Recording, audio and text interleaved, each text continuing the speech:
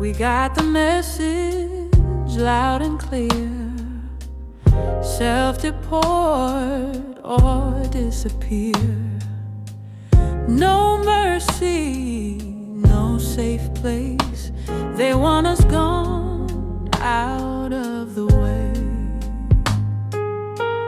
But Viridia whispered through the static, a call that felt almost cinematic.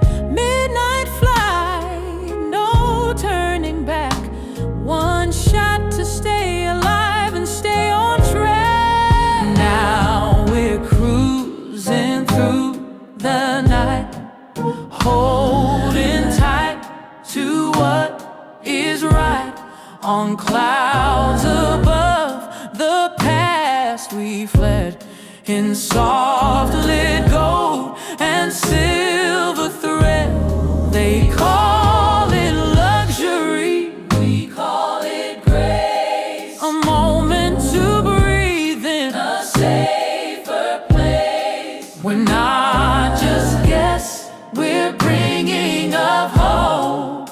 We came to fight for what is right. We made it to safety, but we carry the weight of every name erased by hate.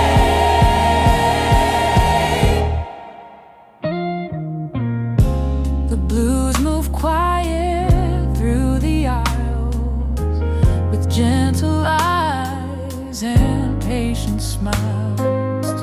Not forgotten, not by us. We'll fight for them, that's a must. Now we're cruising through the night, with justice burning clear and bright. Midnight I'd fly to somewhere new, to build what's just, to see it through. Silk and spice and crystal gleam, but freedom is still the deepest dream. We'll earn this seat, we'll pass the test, and fight for the ones who gave us rest. Exiled, erased, but still alive. Together, somehow we survive. This isn't mercy, in mercy. This is our move to show the world we still approve of truth, of light, of second tries. We don't back down, we will survive.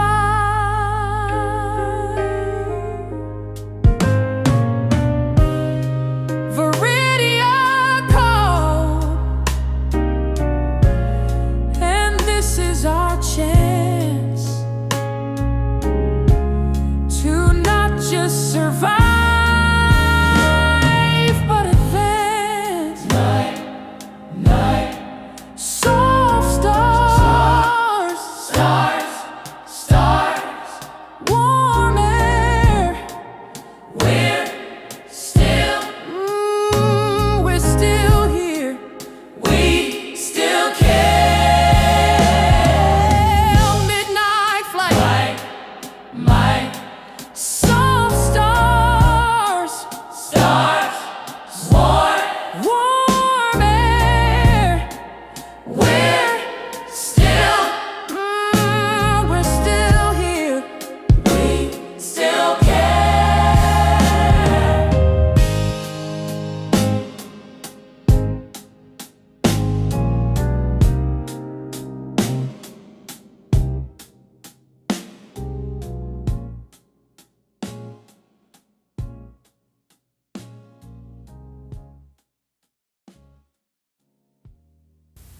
The signature flight support terminal at Dulles was nothing like the bustling chaos of a commercial airport.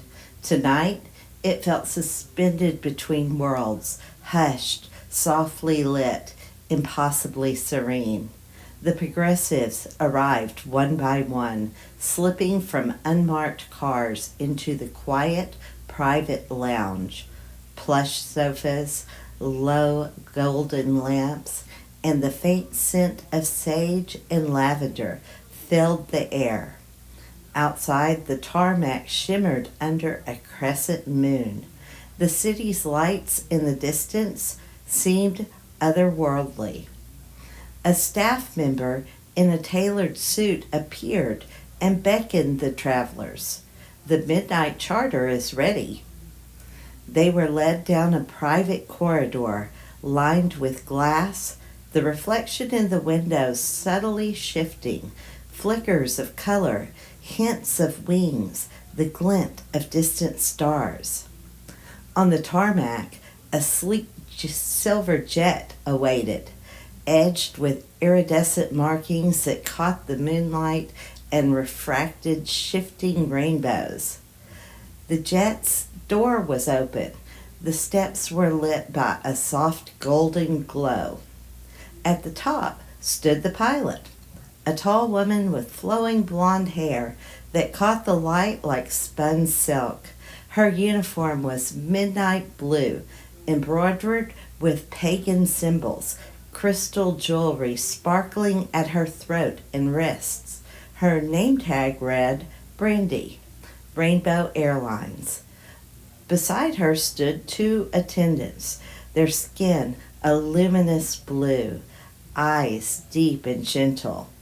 Their shimmering uniforms shifted from indigo to emerald, adorned with crystal pins and rainbow sashes. Their smiles were warm, but tinged with an ancient sorrow. Brandy's voice was low and melodic, with a gentle Texas drawl. "Good evening, y'all. Welcome to your passage. You're right on time. Viridia's waiting."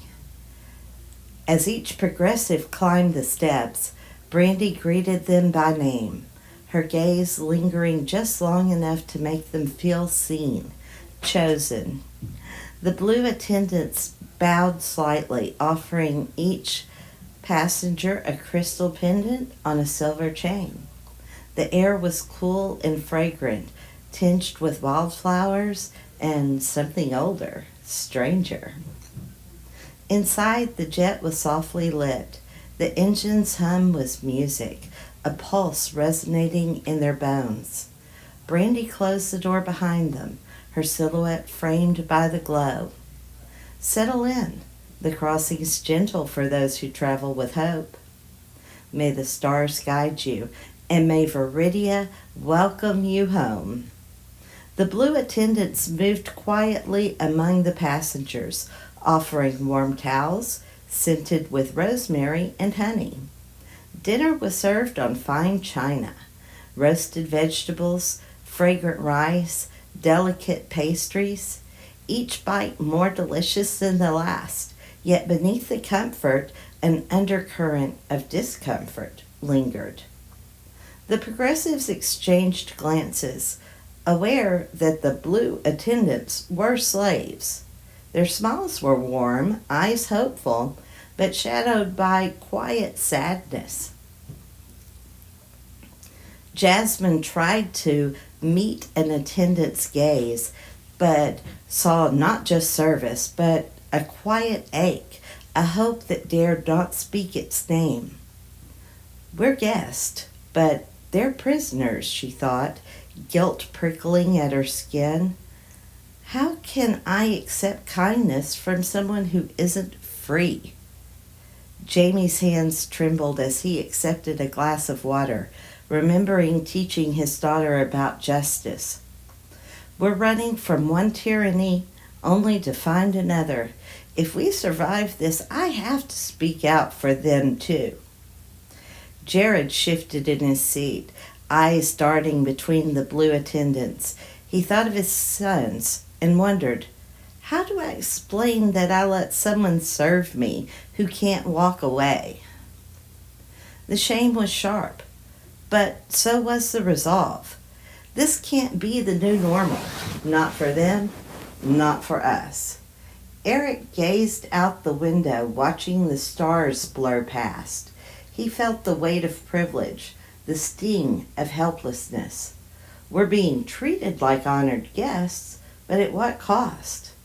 If I ever see my kids again, I want to tell them I did the right thing, even here, even in exile. Kamala sat upright, every muscle tense. The memory of courtroom battles and protest marches flickered through her mind. I fought so hard to end injustice at home. How can I sit quietly now? The blues laughter from the cockpit was a bittersweet melody. They deserve more than our gratitude. They deserve freedom. If we survive, we fight for them too. Tim let his hands rest in his lap, eyes closed. He listened to the hum of the engines, the soft clink of china, the low voices. We're all refugees now, he thought, but some of us are still in chains. If we build something new, it will be for everyone, no exceptions.